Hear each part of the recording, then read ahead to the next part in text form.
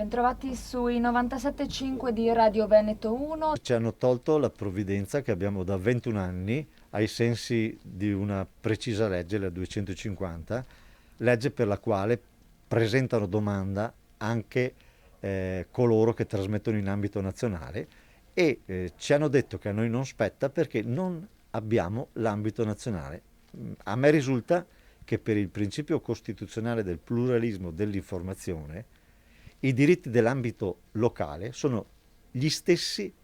dell'ambito nazionale. Si appella al principio secondo il quale l'informazione è il presidio della democrazia, il patron della storica emittente trevigiana che da 45 anni fa da megafono al territorio con giornalisti, musicisti dell'orchestra sinfonica della radio, la sua divulgazione culturale, portare la musica classica tra la gente, la mission di Radio Veneto 1. Rischia di chiudere i battenti per essere stata esclusa dai contributi statali nell'ultimo biennio e in attesa di quelli spettanti per l'anno della pandemia